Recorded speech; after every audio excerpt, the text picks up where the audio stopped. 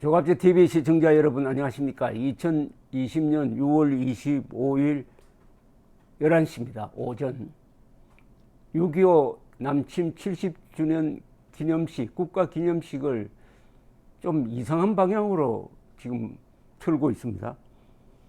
행사를 오늘 오후 8시 20분, 그러니까 밤이죠. 서울공항에서 개최한답니다. 보훈처가 주관하는데 미국 전쟁 포로 및 실종자 확인국을 통해 147구가 국군으로 밝혀져서 70년 만에 조국 품으로 귀환시키는 행사를 한답니다. 6.25 전쟁 70주년 기념 행사가 영웅에게 Salute to the Heroes라는 주제로 진행된다고 국가보훈처가 밝혔습니다. 이날 행사는 6.25 참전 유공자 및 유족, 정부 주요 인사 등 300여 명이 참석한 가운데 진행된다고 합니다. 공군에 따르면 미국 하와이에서 국군 전사자 유해 147구를 싣고 출발한 공군 공중급유기가 지난 23일 오후 5시 4분께 경기도 성남 서울공항에 이미 도착했습니다. 이번에 발굴된 유해는 북한 평안남도 개천, 평안북도 운산, 함경남도 장진호 일대에서 발굴된 유해와 미북 1차 정상회담 후 미국으로 보내졌던 유해 중 두 차례 한국과 미국의 공동 감식을 통해서 147구가 국군의 유해로 판정되어서 돌아온다고 합니다. 이날 행사는 배우 최수종과 국방홍보원 정동미 대회의 사회로 진행되며 국군 의례, 헌화 분향, 참전 기장 수여, 유엔 참전국 정상 메시지 상영 등등으로 진행된다고 합니다. 6.25의 노래 제창이 있습니다.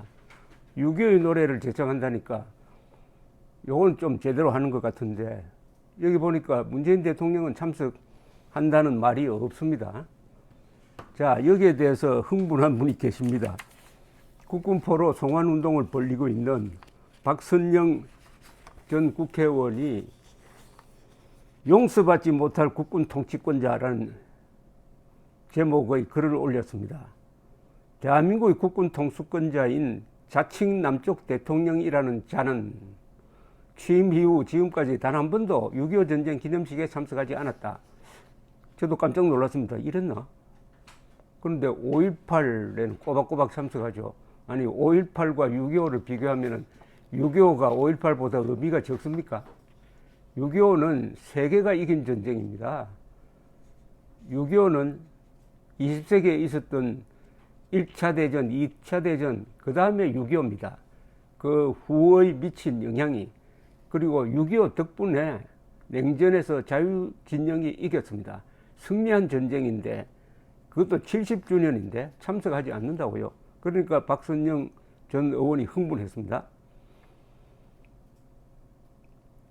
말은 아주 그럴싸하게 미국에서 보내주는 국군 유해 봉환 행사와 연계해서 오늘 밤 10시 성남 비행장에서 거행한다지만 무슨 기념식을 밤에 하나, 제사를 지내는가, 구설하려는가. 모든 기념식은 특별히 사건이 일어난 특정 시간을 기념하는 경우가 아니면은 아침 9시에서 11시 사이가 기본이다. 그런데 밤 10시에 공항에서 6.25 전쟁 70주년 기념식을 한다고? 그건 6.25 기념식이 아니라 국군 유해 맞이일 뿐이다. 올해는 6.25 기념식이 아니라 국군 유해 봉환식이니 문 대통령이 나갈지도 모르겠으나 몹쓸 정권, 천벌을 받을 정권이다. 6.25는 동란이 아니다. 단순한 사변도 아니다. 자유를 수호하기 위한 전쟁, 세계 역사상 최초의 자유라는 가치를 수호하기 위한 기념비적인 전쟁이었다. 그 숭고한 전쟁 기념식에 취임 후 단 한 번도 참석하지 않은 대통령, 16개 나라가 도와주고 그 많은 젊은이들이 피를 흘려준 그토록 고맙고 감사한 전쟁을 단 한 번도 기념하지 않는 자는 국군 통수권자로서의 자격이 없다. 물러나야 할 통치권자다. 한마디 더 첨언하자면 미국은 북한과의 대화가 끊겨도 6.25 때 희생된 미군 유해를 끈질기게 북한에서 찾아내 송환한다.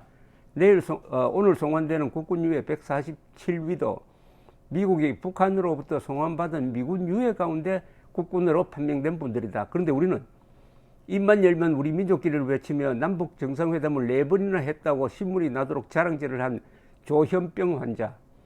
남측 대통령은 국군의 유해 송환을 위해 무슨 노력을 얼마나 해보았나. 아니 유해는커녕 살아있는 국군 포로 송환을 위해 손가락에라도 까딱거려 본 적이 있나. 정말 나쁜 정권, 용서받지 못할 국군 통수권자다. 오늘 저녁에는 또 갑자기 나타날 가능성도 있는데 나타나면은 아마 이런 이야기 하겠죠. 북한이 발굴해서 보내주었다. 북한이 발굴해서 보내준 게 아니죠. 미군인 줄 알고 발굴해서 보내주었더니 감식을 하니까 국군이더라. 참 비참한 이야기입니다. 문재인 대통령이 오늘 6.25 기념사에서 북한에 대해서 살아있는 불법 억류 국군포로 보내라 하는 이야기를 하지 않는다면, 또 6.25 남침이라는 이야기를 하지 않는다면 오늘 박선영 이사장이 흥분한 대로 국군 통수권자 자격이 없습니다. 존 볼튼 책이 문재인을 고발하고 있습니다.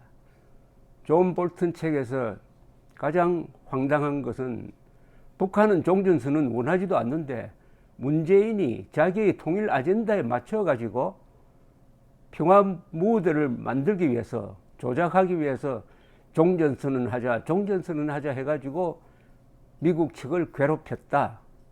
입한국에 종전선언하면은 북한에 대한 대북 제재를 할 명분이 없어진다.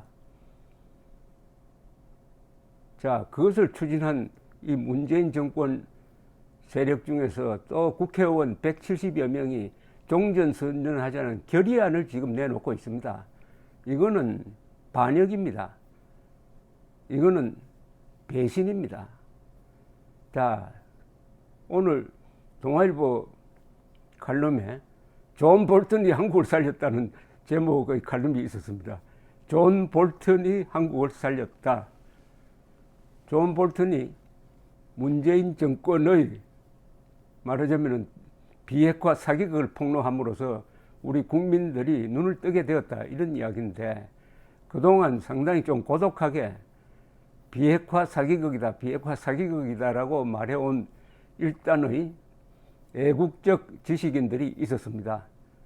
이분들의 이야기가 이제는 공감을 얻게 되었습니다. 세계적 공감을 얻게 되었습니다.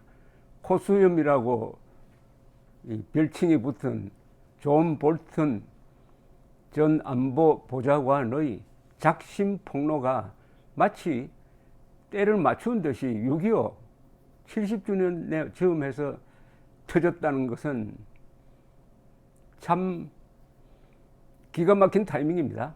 더구나 어제 김정은이가 꼬리를 내렸습니다. 김정은이가 초강수를 둘듯이 하다가 꼬리를 내린 것은 한국을 잘 봐주기 위한 것이 아니고 이런 식으로 나가다가는 내가 당하겠다. 드디어 김정은의 약점이 드러났습니다. 이제 김정은의 약점을 파고들어서 북한 노동당 정권을 무너뜨리고 헌법의 명령인 자유통일을 할 수 있는 길이 열렸습니다. 그것은 간단합니다. 우리가 가지고 있는 비대칭 전력을 동원하는 겁니다. 우리는 돈이 많습니다. 그러니까 풍선을 한날 한시에 북으로 한 1000만 개 보낼 수도 있습니다. 그러면 그 다음날 북한 정권 무너질 겁니다. 틀림없습니다. 거기에 1달러씩 달아서 보내고요. 거기에 김일성, 김정일, 김정은이 다 거짓말쟁이다 하는 폭로 전단지를 달아서 보내면은 평화적으로 무너지게 되어 있습니다. 1000만 개 못 보내겠습니까? 거기 돈이 없습니까? 국가 의지만 있으면 된다 이겁니다. 그러니까 진실 플러스 돈, 진실과 돈의 힘으로 총 한 방 안 쏘고 북한 농단 정권을 무너뜨릴 수 있는 방법은 확실하게 있습니다. 그러나 의지가 들어가야 되죠. 의지와 용기만 들어가면 됐는데, 그 뭐 의지와 용기도 목숨 바칠 필요 없어요. 대통령 잘 만나면 됩니다. 그러니까 2022년 대통령 선거를 잘해야 되죠. 2022년 대통령 선거는 김정은이가 사실상 지명하는 후보와 대한민국 후보의 대결이 될 것입니다. 6.25 70주년을 맞는데 또 이상하게 상황이 바뀌어가지고 상당히 희망적인 이야기를 할 수 있게 되었습니다. 감사합니다.